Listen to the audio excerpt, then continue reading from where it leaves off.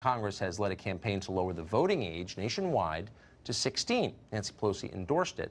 One Republican, who's not crazy, by the way, conservative Republican Michael Burgess of Texas, has joined them to support lowering the voting age to 16 years old.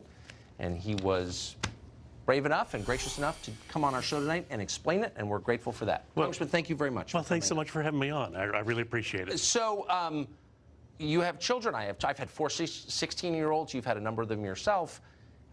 Give my life for them. They shouldn't be voting. You must know that. You've been a physician. You've delivered a lot of babies. 16-year-olds aren't really ready to vote, are they? Well, they're certainly not ready to vote right after delivery. But look, right. No, at 16. Look, let's be clear about a couple of things. First off, this was an amendment that failed. It is never going to become law. Right. So let's not frighten people that this is a structural change in our society. However, I'm on the Rules Committee, and part of my job on the Rules Committee is to evaluate ideas that come before the Rules Committee as amendments. And when this representative from Massachusetts came forward and said, here's my idea, and I want it considered by the Rules Committee, and my first thought was, oh, no, that's not a good idea.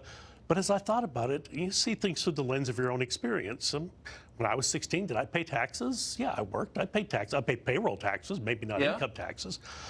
And then here's the other thing that really, after the sort of the 24 hours between the Rules Committee and the time the amendment came on the floor, what about this structural debt we're leaving to 16-year-olds, the national debt? This generation of adolescents is going to inherit more debt than any other generation. Right.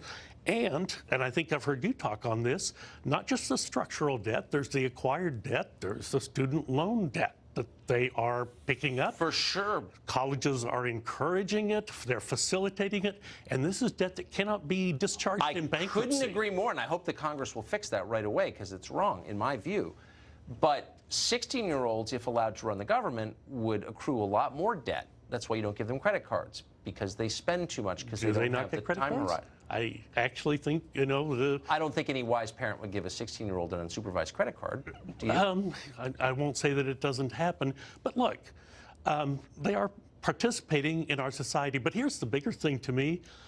What are we afraid of? I mean, 16-year-olds are going to be 18-year-olds in the next election cycle. This is a midterm election, 2018, 2020. Well, I'm afraid of bad government. But they're not going to be in charge of the government any more than an 18-year-old is in charge today. But there are millions. I mean, there are more 16-year-olds, I think, than the margin in a lot of states between presidential candidates. It could make a big difference. If what we're afraid of is that they will vote Democratic, then that's on us. We need to talk to people. We have better ideas. We're the party of emancipation. So let me ask you, okay, so then why not 12-year-olds? Well, and again, are you going to draw the line somewhere? Well, I don't know. 16 seems to be in.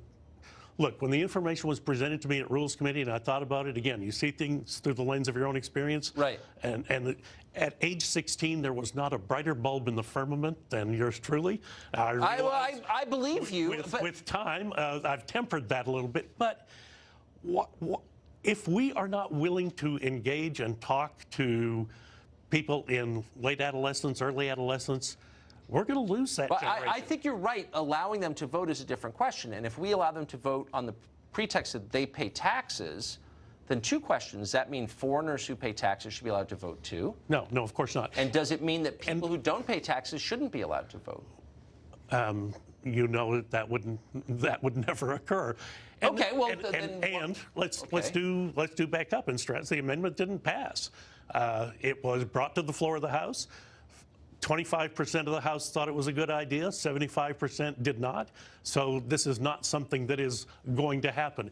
But I thought it was an idea worthy of consideration. Last question. Because I was willing to vote for it to be included in the package we brought to the floor. I love your open-mindedness, and a lot of ideas that people think are insane are not insane. I happen to think this one is insane, but I love open-mindedness. Last question. Why do you think Democrats are in favor of this? I think they're making the assumption that these individuals are going to vote Democratic. And again, this is where I think we need to work. We got to be talking to people. If we do not engage that age demographic, guess what? I promise you, Beto O'Rourke was in my district night and day when he was running for senator in Texas. And he made a lot of equity, maybe with people who couldn't vote in that election, but they will be with him in the next election. I think you're right. I think that part is absolutely true. Congressman Michael C. Burgess, MD. Thanks very much for having me on.